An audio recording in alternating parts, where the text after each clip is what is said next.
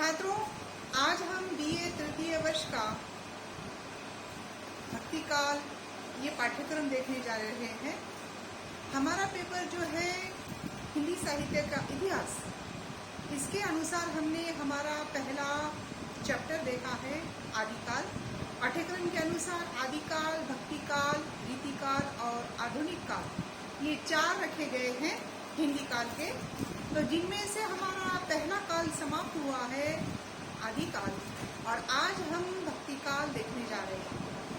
तो भक्ति काल का हम यहाँ पर संक्षिप्त में परिचय देख रहे हैं कि भाई भक्ति काल क्या है, भक्ति काल को भक्ति काल क्यों कहा जाता है।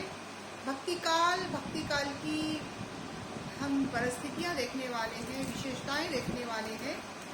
तो भक्ति काल ये हिंदी साहित्य के 4 कालों में से दूसरा काल है, जिसे भक्ति काल कहा जाता है। आदिकाल के बाद का समय जो है भक्ति काल का आता है, जिसे हम विक्रम संवत में 1350 से 1375 तक मानते हैं, और ईस्वी सन के हिसाब से देखा जाए तो 1300 से 1700 तक ये हमारा भक्ति काल हो जाता है। वैसे जिस तरह से हमने आदिकाल को देखा कि आदिकाल को अनेक नामों से जाना जाता है, ठीक वैसे ही भक्ति काल को भी अनेक नामों से जाना जाता है। भक्ति काल को अन्य नाम से कौन कौन से जाना जाता है, तो सबसे पहले उसको स्वर्ण काल कहा जाता है। स्वर्ण काल, संत काल, पूर्व मध्य काल, इस तरह से ये नामों से जाना जाता है। तो स्वर्ण काल क्यों कहा जाता है, तो स्वर्ण काल भक्ति काल को इसलिए कहा जाता है क्योंकि हिंदी साहित्य में जितने भी 4 काल, उन चारों कालों में से श्रेष्ठ साहित्य इस काल का देखने को मिलता है। श्रेष्ठ साहित्य इसलिए देखने को मिलता है क्योंकि सभी के सभी साहित्य जो है ये संतों द्वारा, भक्तों द्वारा लिखा हुआ है। और ये संत और भक्त जो है किसी के दबाव में आकर, किसी के प्रेशर में आकर या किसी के आश्रय कभी नहीं, ये अपने मन से, स्वच्छंद मन से अपने अपने आराध्य की भक्ति किया करते थे। उन्मुक्त होकर स्वच्छंद तरीके से, मनमानी मनमौजी तरीके से वो अपना साहित्य रचा करते थे। और वो सभी साहित्य जो है सामान्य जनता के लिए था, ना कि सिर्फ राजा को खुश करने के लिए। सभी के सभी कवि जो है भक्त थे, सभी के सभी कवि जो है संत थे, इसलिए इसको भक्ति काल भी कहा जाता है, संत काल भी कहा जाता है। लेकिन स्वर्ण काल इसलिए क्योंकि ये साहित्य, भक्ति काल का साहित्य जो है स्वर्ण से ज्यादा मौल्यवान है, ये अमूल्य साहित्य है, इसलिए इसको स्वर्ण काल कहा गया है। गोल्डन एरा जिसको कहते हैं, इसको हम संत काल भी कहते हैं क्योंकि इस काल के अधिक से अधिक कवि जो है संत है। जैसे कि संत गोस्वामी दास, संत सूरदास, संत कबीर दास, संत मीराबाई, संत नामदेव, और महाराष्ट्र के तो अनेक संत हैं, संत एकनाथ वगैरह वगैरह। तो ये भक्ति काल के जितने भी कवि थे ये सब संत, अधिक मात्रा में संत थे, इसलिए इसको संत काल भी कहा जाता है। और पूर्व मध्य काल यानी कि भक्ति काल, आदिकाल, भक्ति काल, रीति काल और आधुनिक काल, ये 4 कालों में का बीच का जो काल है इसको पूर्व मध्य काल, उत्तर मध्य काल, इस तरह के नाम से जाना जाता है। तो हम यहाँ पर भक्ति काल को किस तरह से अलग अलग नामों से जानते हैं ये देखे हैं। और भक्ति काल जो है ये हमारे आचार्य रामचंद्र शुक्ल जी का दिया हुआ नाम। तो भक्ति काल को भक्ति काल नाम क्यों पड़ा, तो यानी कि जिस तरह से संत काल कहा गया कि बहुत सारे कवि संत थे, इसलिए उसको संत काल कहा जाता है। भक्ति काल इसलिए कहा जाता है कि इस काल के अधिक से अधिक कवि किसी न किसी भगवान के भक्त रहे। जैसे कि हम संत गोस्वामी तुलसीदास, ये राम के भक्त हैं, परम भक्त हैं। सूरदास, संत सूरदास ये कृष्ण के भक्त हैं। संत मीराबाई ये कृष्ण की भक्त है। हम देखते हैं बहुत सारे अपने हमारे महाराष्ट्र के, हम देखते हैं संत नामदेव विठ्ठल के बहुत बड़े भक्त रहे हैं। तो ऐसे कई भक्त जो है इस काल में हैं। और हम देखते हैं कि मध्यकाल में जितने भक्त कवि हुए हैं, वैसे हमारे महाराष्ट्र में भी बहुत सारे भक्त कवि हुए हैं, जिनको हम संत भी कहते हैं और वो भक्त भी है। जैसे कि संत नामदेव है, संत ज्ञानेश्वर है, चक्रधर स्वामी है, ये सभी लोग जो है, मुक्ताबाई है, संत मुक्ताबाई है, तो ये सभी जो है इनको भक्त, किसी न किसी के भक्त थे और इनके नाम के आगे संत भी लगा हुआ है, इसलिए संत काल भी कहा जाता है, भक्ति काल भी कहा जाता है। तो पूर्व मध्य काल में अधिक से अधिक कवि जो थे भक्त कवि, इसलिए इनको क्या कहा गया है, इस युग को भक्ति काल कहा गया। तो हम यहाँ पर भक्ति काल को देखने जा रहे हैं। भक्ति काल का हम संक्षिप्त में परिचय देख रहे हैं कि भक्ति काल में उस समय का आर्थिक स्थिति कैसी थी, उस समय की राजनीतिक परिस्थिति कैसी थी, उस समय की सामाजिक परिस्थिति कैसी थी, उस समय की सांस्कृतिक परिस्थिति कैसी थी, यानी कि अनेक हमारे परिस्थितियां उस समय कैसी कैसी थी। तो सबसे पहले हम ये देखते हैं कि ये भक्ति भावनाएं आई कहाँ से, भक्ति भाव। तो हम देखते हैं ये भक्ति की लहर जो है दक्षिण से उभरी, दक्षिण से होते होते उत्तर पहुंची, उत्तर से होते होते पूरे भारत भर में फैल गई। ये भक्ति की पवित्र गंगा का उगम जो है दक्षिण से हुआ। वैसे तो देखा जाए दूर से हम अगर से देखते हैं, उसका सूक्ष्म अध्ययन करते हैं, तो दक्षिण से ही भक्ति की भावना उदय हुई थी। भक्ति दक्षिण उत्तर से उभर कर वो दक्षिण चले गई थी और कुछ कालांतर में फिर वहां पर वैष्णव भक्त हुए और फिर दक्षिण से होते हुए फिर वो भक्ति भाव जो है कहाँ पर आए, फिर उत्तर में आया और उत्तर में तो फिर भक्ति का क्षेत्र काशी बन गया। और फिर हम देखते हैं उत्तर से होते धीरे धीरे धीरे पूरे भारतवर्ष में भक्ति की लहर दौड़ने लगी। भक्ति की पवित्र गंगा जो है पूरे भारतवर्ष को अपने भक्ति की भावनाओं से भिगोने लगी और सभी लोग जो है भक्ति भावना में विभोर होने लगे। लोग भी जो भक्ति की भाव को पसंद करने लगे। तो हम देखते हैं वास्तव में ये यानी कि दक्षिण से होती हुई ये भारत भर में भक्ति की भावना फैल गई। हम देखते हैं कि इस काल में, भक्ति काल में उस समय की राजनीतिक परिस्थिति कैसी थी। जैसे हमने आदि काल में देखा कि देश का, भारतवर्ष का समय जो है बहुत ही विकट स्थिति थी, बहुत ही प्रजा परेशान थी, त्रस्त थी।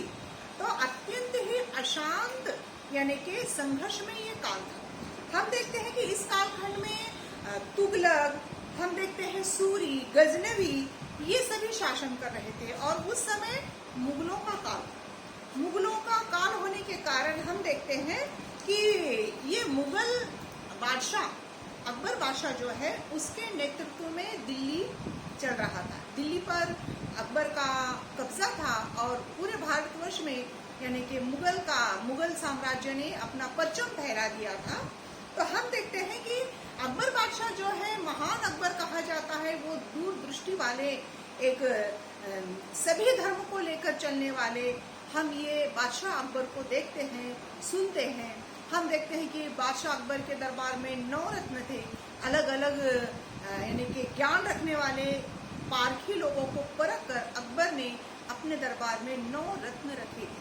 तो अकबर के दरबार में धर्म भेदभाव ऐसा कुछ नहीं था। लेकिन सामाजिक परिस्थिति हम जब देखते हैं कि समाज में मुसलमानों में भी कहल था, हिंदू धर्म में तो कहल ही था ही। हिंदू धर्म में अस्पृश्यता, छोटा बड़ा, उच्च नीच के भेदभाव थे, छुआछूत के भेदभाव थे और सबसे ज्यादा प्रथाएं बहुत चल रही थी। प्रथाएं कौन सी? सती प्रथा है, बाल विवाह प्रथा है। हम देखते हैं कि बहुत सारी ऐसी प्रथाएं हैं जो कि पर्दा पद्धति मुसलमानों में जो थी वो हिंदुओं में भी आ गई थी।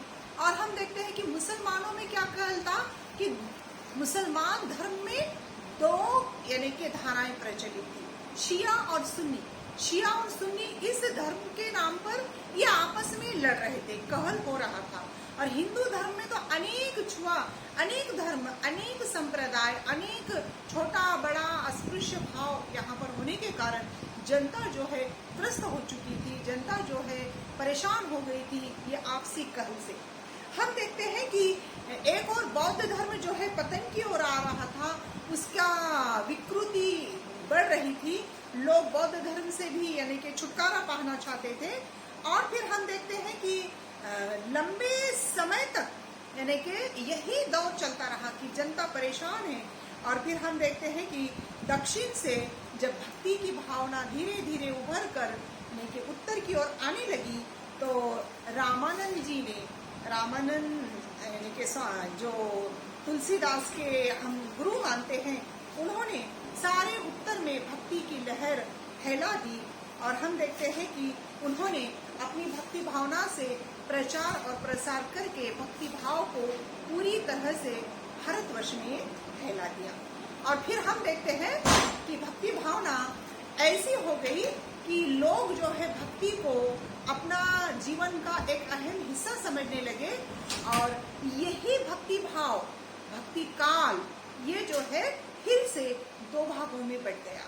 तो दो भाग कौन से हैं वो हम यहाँ पर देखने वाले हैं कि भक्ति भाव के दो धाराएं हैं, भक्ति भाव की दो शाखाएं हैं। तो सबसे पहले एक पहली भक्ति भाव की पहली शाखा है निर्गुण शाखा। यानी कि हम देखते हैं कि भक्ति और भक्ति भाव के दो शाखाएं हैं, दो धाराएं हैं। तो एक है निर्गुण शाखा, तो दूसरी है सगुण शाखा। तो ये निर्गुण शाखा क्या है, ये सगुण शाखा क्या है, इसको हमको विस्तार से देखना है।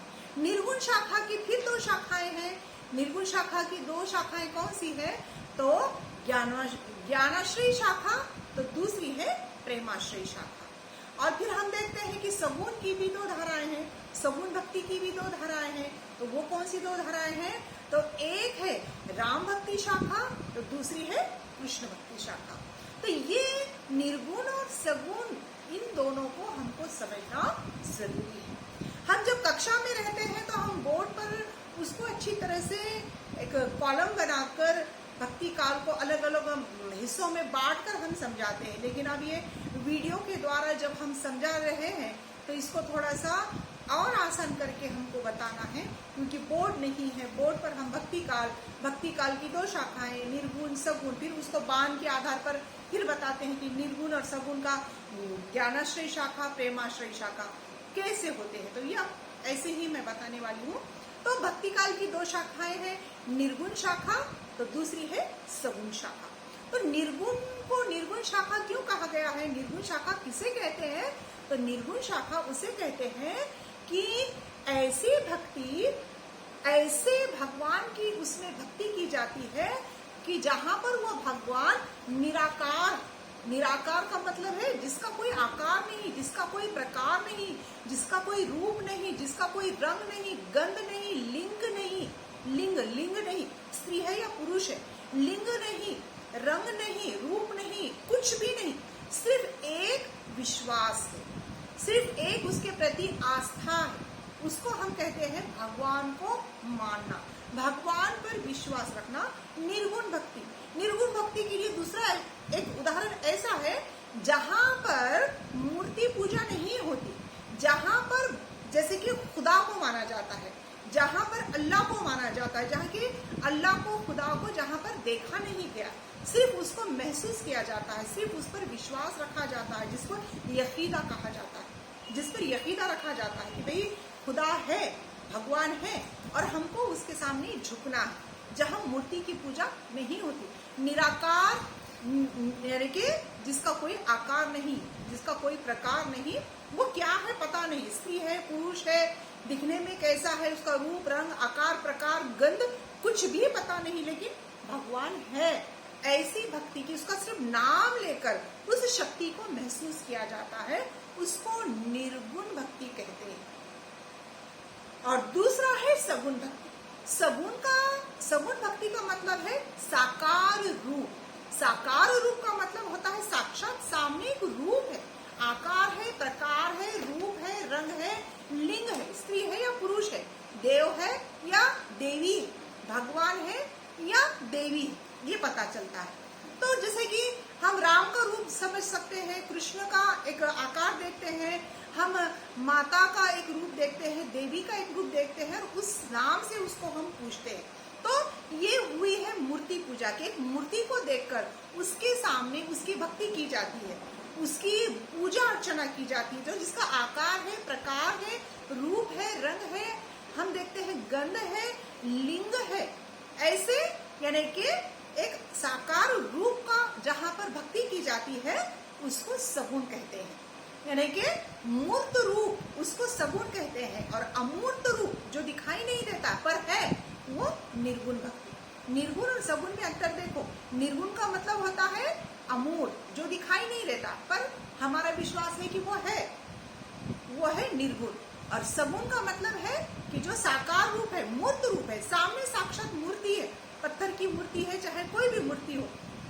उस मूर्ति को, राम की मूर्ति को पूजा जा रहा है, कृष्ण की मूर्ति को पूजा जा रहा है, देवी माता की मूर्ति को पूजा जा रहा है, गणेश जी की मूर्ति को पूजा जा रहा है, हनुमान जी की मूर्ति को पूजा जा रहा है, लेकिन पता है कि हम किस भगवान की पूजा कर रहे हैं, उसका रूप रंग आकार प्रकार जब हम देखकर समझकर हम भक्ति करते हैं, जैसे कि हम नामदेव विठल के भक्त है तो विठल की मूर्ति, विठल की प्रतिमा, उसका एक मूर्त रूप हमारे सामने होता है और हम उसकी भक्ति करते हैं, उसका भजन कीर्तन हम करते हैं, तो ये हो गया है सगुण रूप। और निर्गुण रूप यानी कि जिसका कोई आकार प्रकार नहीं है, वो सिर्फ महसूस किया जाता है लेकिन उसको हम याद करते हैं, उसकी हम भक्ति करते हैं, उसकी हम इबादत करते हैं, उसको हम निर्गुण भक्ति कहते हैं।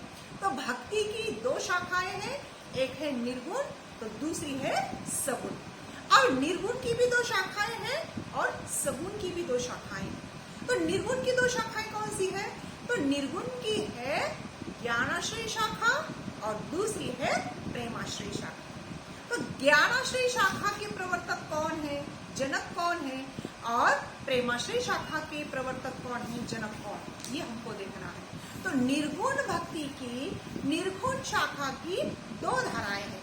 तो पहली है ज्ञानाश्रय शाखा। तो ज्ञानाश्रय शाखा का मतलब होता है ज्ञान के माध्यम से भगवान तक पहुंचना, ज्ञान के माध्यम से भगवान की जहां पर प्राप्ति होती है उसको ज्ञानाश्रय शाखा कहते हैं। और ज्ञानाश्रय शाखा के जनक, ज्ञानाश्रय शाखा के प्रवर्तक संत कबीरदास। कबीर पर भले ही नाथ संप्रदाय का प्रभाव हो, यानी कि नाथ संप्रदाय, नवनाथों का संप्रदाय का प्रभाव कबीर पर देखा जाता है, जो कि बहुत ही कट्टरवादी होते हैं, कठोर होते हैं, लेकिन कबीर के अंदर हम देखते हैं, कबीर के अंतर्गत भक्ति भाव में हम देखते हैं सगुण रूप देखने को मिलता है। तो सगुण रूप में यहाँ पर ज्ञानाश्रय के रूप में ज्ञान के माध्यम से कबीर जो है ईश्वर की प्राप्ति चाहते हैं, क्योंकि कबीर कहते हैं कि ज्ञान ऐसी चीज है, ज्ञान के माध्यम से ईश्वर को खोजा जा सकता है, ईश्वर को प्राप्त किया जा सकता है। और ज्ञान कौन देने वाला है? गुरु। गुरु के द्वारा जो ज्ञान प्राप्त होता है वो ज्ञान के माध्यम से हम ईश्वर तक पहुंच सकते हैं। इसलिए ईश्वर तक पहुंचाने का माध्यम, ईश्वर से मिलाने का माध्यम कौन है? तो गुरु है। इसलिए हम देखते हैं भक्ति काल के सभी भक्त कवि, जितने सगुण हो या निर्गुण हो, सभी ने अपने गुरु को सबसे अधिक महत्व दिया है। भगवान से भी अधिक महत्व किसको है? तो गुरु को महत्व। इसलिए ही तो गुरु पूर्णिमा मनाई जाती है। हमारे भारतीय संस्कृति में, भारतीय सभ्यता में गुरु पूर्णिमा को बहुत महत्व है। हम देखते हैं हिंदुओं में गुरु पूर्णिमा कहा जाता है, गुरु को महत्व दिया जाता है, और मुसलमानों में, मुस्लिम सभ्यता में पीर को, अपना पीर, मेरा पीर, इस तरह से कहा जाता है कि पीर यानी कि गुरु, तो पीर को महत्व दिया जाता है। मुस्लिम सभ्यता में माना जाता है कि पीर के माध्यम से हम खुदा तक पहुंच सकते हैं, और हिंदू सभ्यता में कहा जाता है कि गुरु के माध्यम से हम ईश्वर को प्राप्त कर सकते हैं। इसलिए कबीर ने कहा है, उनका बहुत ही सुंदर दोहा है, बहुत ही बढ़िया दोहा है कि गुरु गोविंद दोहू खड़े काकू लागे पाए, गुरु गोविंद दोहू खड़े काकू लागे पाए, बलिहारी गुरु आपने जिन गोविंद दिया बताए। यानी कि कबीर कहते हैं कि मेरे सामने अगर से गुरु और गोविंद दोनों खड़े होते हैं, कि मेरा गुरु भी है और भगवान भी, ईश्वर भी सामने खड़े हैं, तो मैं दोनों के सबसे पहले चरण किसके स्पर्श करूंगा, किसके चरण छूऊंगा? ये प्रश्न चिन्ह है कबीर के सामने। लेकिन कबीर कहते हैं कि मैं सबसे पहले अपने गुरु के चरण स्पर्श करूंगा। गुरु के चरण क्यों स्पर्श करूंगा? हम होते तो हम तो भगवान के चरण स्पर्श करेंगे, क्या रे भगवान से बड़ा तो कोई नहीं है, गुरु गया बाद में। तो हम देखते हैं कबीर कहते हैं कि मैं सबसे पहले अपने गुरु के चरण छूऊंगा, क्योंकि गुरु ने ही ईश्वर का महत्व समझाया है। गुरु ने ही ईश्वर का महत्व बताया है, इसलिए मुझे ईश्वर का महत्व गुरु के द्वारा पता चला है। अगर से गुरु नहीं होता तो मुझे ईश्वर का पता ही नहीं होता, ईश्वर का महत्व ही पता नहीं होता। इसलिए सबसे पहले मैं अपने गुरु के चरण छूऊंगा, स्पर्श करूंगा। तो काकू लागी पाए बलिहारी, बलिहारी यानी कि अपने गुरु के बलिहारी जाना चाहते हैं। बलिहारी गुरु आपने जिसने मुझे गोविंद बताया है, बलिहारी गुरु आपने जिन गोविंद दिया बताए। इस तरह हम देखते हैं कबीर हो, सूर हो, तुलसी हो, मीराबाई हो, नामदेव हो, ये सभी के सभी भक्त कवि, सभी के सभी संत कवि जो है अपने गुरु को बहुत ज्यादा महत्व देते थे। हम देखते हैं आदिकाल के कवि जो है अमीर खुसरो, उन्होंने भी अपने गुरु को बहुत, उनके मोइनुद्दीन चिश्ती ये उनके गुरु थे। कहा जाता है ये आदिकाल के अंत के कवि है और भक्ति काल के आरंभिक कवि है अमीर खुसरो। अमीर खुसरो के बारे में ये बात है कि जब उनके गुरु मोइनुद्दीन चिश्ती इनका स्वर्गवास हुआ, निधन हुआ, इंतकाल हुआ, तो ये अमीर खुसरो जो है भारत में नहीं थे, कहीं बाहर गए हुए थे, बाहर देश गए हुए थे। और वहां उनको पता चला कि उनके गुरु का यानी कि देहवासन हो गया है, तो वो बेहोश हो गए थे सुनकर। और बेहोश हो गए थे तो वो बेहोश होते समय उनके मुंह से ये शब्द निकले थे, गोरी सोए सेज पर, गोरी सोए सेज पर, मुख पर डारे केस, चल खुसरो घर आपने रैन हुई चहुदेश। यानी कि वो कहते हैं कि मैं गोरी सोए सेज पर, मुख पर डारे केस, यानी कि मेरा गुरु अब चला गया। मुख पर केस डालना यानी कि चेहरे पर बाल डालने का मतलब है कि उसने कफन ओढ़ लिया है, मेरा गुरु यहाँ से चला गया है। और जैसे ही उसके मुख पर केस आ गए हैं, कफन उसने ओढ़ लिया है, तो अब चारों ओर अंधेरा ही अंधेरा छा गया है। अमीर खुसरो कहते हैं कि गुरु के बिना अब मुझे कुछ दिखाई नहीं दे रहा। कुछ दिखाई नहीं दे रहा का मतलब है मुझे मार्गदर्शन करने वाला कौन है, मुझे सही रास्ता दिखाने वाला कौन है। गुरु के बिना तो मैं अंधे के बराबर हूँ। तो चल खुसरो घर आपने रैन हुई चहुदेश, रैन हुई चहुदेश का मतलब है चारों ओर अब रात ही रात है, अब मेरे जीवन में गुरु के बिना अंधेरा ही अंधेरा है। इतना गुरु को महत्व दिया जाता था कि हम देखते हैं भक्ति काल के सभी भक्त कवि अपने गुरु को बहुत महत्व देते थे। और फिर अमीर खुसरो के बारे में ये भी बताया गया है कि कुछ दिनों के बाद जैसे ही जब वो अपने भारतवर्ष लौटे और अपने गुरु की समाधि के पास गए और यही पंक्तियां बोलकर कि गोरी सोए सेज पर, मुख पर डारे केस, चल खुसरो घर आपने रैन हुई चहुदेश, ये बोलकर पंक्तियां बोलकर उन्होंने वहीं अपने प्राण त्याग दिए, अपने गुरु की समाधि पर अपने प्राण त्याग दिए। इस तरह से अमीर खुसरो के बारे में कहा जाता है। तो इतना गुरु का महत्व, इतना अपने गुरु की अहमियत इन लोगों में। तो हम देखते हैं कि ये भक्त कवियों ने गुरु को बहुत महत्व दिया है, भक्ति को बहुत महत्व दिया है। तो ये निर्गुण शाखा में ज्ञानाश्रय शाखा के प्रवर्तक जो थे कबीर, संत कबीरदास, जो कि निर्गुण शाखा के प्रवर्तक है, वो कहते हैं कि ज्ञान के मार्ग से हम क्या करते हैं, ज्ञान के माध्यम से हम ईश्वर को प्राप्त कर सकते हैं। दूसरी शाखा है प्रेमाश्रय शाखा। प्रेमाश्रय शाखा का मतलब है प्रेम के माध्यम से ईश्वर की प्राप्ति होना। इसके जनक, इसके प्रवर्तक जो है मलिक मोहम्मद जैसी। मलिक मोहम्मद जैसी ये सूफी कवि, और सूफी कवियों की तो मान्यता है कि प्रेम के माध्यम से, प्यार के माध्यम से ईश्वर को प्राप्त किया जा सकता है। इसलिए ऐसे कई शब्द है कि हम देखते हैं कि साहित्य में कहा जाता है कि ईश्वर ही प्रेम, प्यार ही खुदा है, लव इज गॉड। इस तरह से कहा जाता है कि प्यार ही ईश्वर, प्रेम ही ईश्वर, इश्क ही खुदा, इस तरह से कहा जाता है, लव इज गॉड।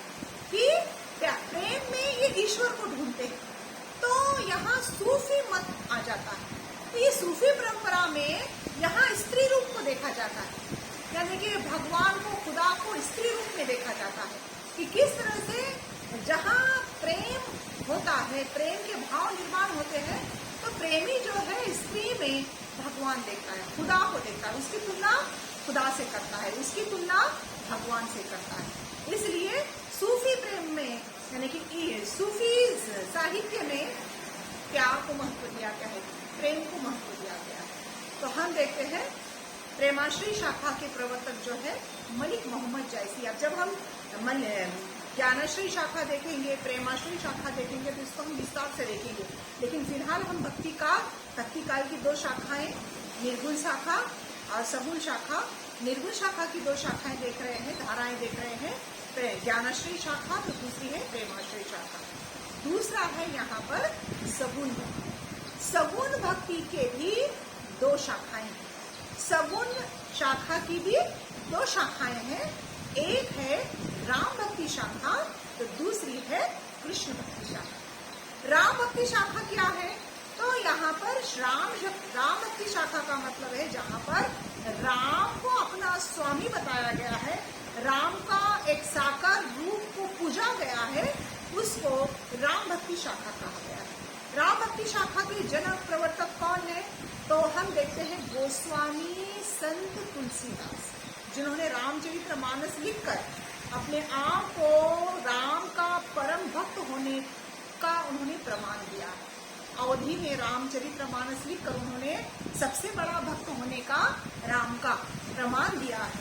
तो ये राम भक्ति शाखा के जनक जो है हम देखते हैं तुलसीदास। तो दूसरी शाखा क्या है? यानी कि हम देखते हैं कृष्ण भक्ति शाखा। तो कृष्ण भक्ति शाखा में भी जहाँ पर साकार रूप, कृष्ण का साकार रूप जो है, उस साकार रूप की भक्ति जहाँ पर की जाती है तो उसको कृष्ण भक्ति शाखा कहा जाता है। और कृष्ण भक्ति शाखा के प्रवर्तक जनक के रूप में संत सूरदास, सूरदास ने जो है कृष्ण की भक्ति की है। और हम देखते हैं कि सूरदास ही नहीं, बहुत सारे भक्त कवि हुए हैं जिसको हम विस्तार से देखेंगे। इसमें मीराबाई भी आ जाती है, जहाँ पर कृष्ण के साकार रूप की भक्ति की है, वहाँ पर कृष्ण को भगवान माना गया, स्वामी माना गया, सखा माना गया, स्वयं को उनका दास माना गया और भक्ति की गई है। कभी कहीं कहीं पर राधा कृष्ण की भक्ति की गई है, लेकिन जहाँ कृष्ण की भक्ति को महत्व दिया गया है, उनके साकार रूप को, मनोहारी रूप को एक महत्व दिया गया है, उसको कृष्ण भक्ति शाखा कहते हैं। तो इस तरह से सगुण भक्ति शाखा की दो धाराएं हैं, एक है राम भक्ति शाखा तो दूसरी है कृष्ण भक्ति शाखा। तो इस तरह से हम देखते हैं सिर्फ भक्ति साहित्य की भक्ति भाव के चार रूप है। पहले तो दो मोटे तौर पर देखेंगे हम, 8 रूप है, और पहले तो दो मोटे तौर पर देखेंगे निर्गुण और सगुण। निर्गुण की दो धाराएं हैं और सगुण की दो धाराएं। ऐसे मिलाकर हम निर्गुण की ज्ञानाश्रय शाखा, प्रेमाश्रय शाखा, सगुण की क्या है राम भक्ति शाखा, और फिर क्या है कृष्ण भक्ति शाखा। तो कुल मिलाकर ये भक्ति काल का एक नमूना है कि भक्ति काल, इसके है भक्ति के दो प्रकार निर्गुण और सगुण। निर्गुण के दो प्रकार है प्रेमाश्रय शाखा, प्रेमाश्रय भक्ति, दूसरी है ज्ञानाश्रय भक्ति। और उसके बाद हम सगुण के दो प्रकार देखते हैं, रामाश्रय भक्ति और दूसरी है कृष्णाश्रय भक्ति। तो इस तरह से छात्रों ये भक्ति काल का संक्षिप्त में हम परिचय देख रहे हैं। भक्ति काल को भक्ति काल क्यों कहा गया? तो अधिक से अधिक कवि जो है भक्त कवि थे, जिसमें नामदेव भी आ जाते हैं, महाराष्ट्र के हम देखते हैं कि हम एकनाथ आ जाते हैं, ज्ञानेश्वर आ जाते हैं, तुकाराम आ जाते हैं। ऐसे कई भक्त हैं जो कि हमारे मध्यकाल में, भक्ति काल में उनके भक्त के रूप में महाराष्ट्र में हुए। भारत भर में अनगिनत भक्त होकर गए हैं। तो इसलिए भक्ति काल को भक्ति काल ये नाम संगत लगता है, वरना भक्ति काल को संत काल कहा गया है, हम देखते हैं स्वर्ण काल कहा गया है, पूर्व मध्य काल कहा गया है और भक्ति काल कहा गया है। आचार्य रामचंद्र शुक्ल जी ने ये नाम दिया है भक्ति काल इसलिए क्योंकि इस काल में अधिक से अधिक कवि जो है भक्त कवि हुए। भारतवर्ष में, भारत भर में जितने भी कवि हुए हैं ये सभी के सभी किसी न किसी के भक्त रह चुके हैं, इसलिए इस काल को भक्ति काल कहना संगत है। तो छात्रों आज हम यहाँ पर इस भक्ति काल के संक्षिप्त परिचय के साथ यहाँ पर इस कक्षा को समाप्त करते हैं। और आपको ये कैसा लगा मुझे आप बताइए कि भाई आपको ये समझ में आया है या नहीं। तो मेरे ख्याल से भक्ति काल ये बहुत ही प्रभावशाली काल है, जो कि आपको भी सुनने में इसमें रुचि आएगी, आपको भी सुनने में इसको अच्छा लगेगा, क्योंकि भक्ति काल ही कुछ ऐसा है कि कभी ये नापसंद नहीं होता, ये हमेशा वास्तविक है। हम कबीर को आज भी प्रासंगिक है, कबीर को हम आज भी पढ़ते हैं, सुनते हैं, सुनाते हैं। तुलसीदास का रामचरितमानस तो पहले भी था, आज भी है और कल भी रहेगा, कल, आज और कल, इस तरह से हम रामचरितमानस को लेते हैं। हम देखते हैं सूर के काव्य, मीरा के पदावली, मीरा के पद हम देखते हैं, मीरा की हम कई सारे गीत गुनगुनाते हैं भक्ति भाव में कि मीरा ने कितने विभोर होकर अपने आराध्य के लिए पद गाए हैं। तो हम मीरा की माधुर्य भक्ति को भी देखेंगे, सूर की दास भक्ति को भी देखेंगे, राम की भी भक्ति को देखेंगे। तो हम इस तरह से कबीर की भी हम ईश्वर को, अल्लाह को, राम को, रहीम को, क्योंकि कबीर ने किसी एक भगवान का नाम नहीं लिया कि कबीर के राम है, कबीर के कृष्ण है, कबीर के अल्लाह है, ऐसा नहीं। उन्होंने कहीं पर भगवान को राम कहा, तो कहीं पर कृष्ण कहा, तो कहीं पर अल्लाह कहा, कहीं पर रहीम कहा, हरि कहा, पता नहीं अनगिनत, खालिक कहा, मालिक कहा, अलग अलग नामों से। यानी कि यहाँ पर कबीर ने हम दूसरा एक नाम, यानी कि संत गुरु नानक देव जिसको कहते हैं, ये भी निर्गुण भक्ति के अंतर्गत आते हैं। तो इस तरह से ऐसे ये भक्त कवियों ने अपनी भक्ति में, भगवान की भक्ति में रम गए, मगन हो गए और उनकी भक्ति को इतना बढ़ाया, उनके इस भक्ति भाव को इतना बढ़ाया कि सारा भारत उस काल में भक्तिमय हो गया। सभी भक्त जो है भक्ति के सागर में डुबकी लगाने लगे। तो इस तरह से इसको भक्ति काल, इसको स्वर्ण काल, इसको संत काल और इसको पूर्व मध्य काल के नाम से जाना जाता है। तो आज हम इस कक्षा को यही समाप्त करते हैं।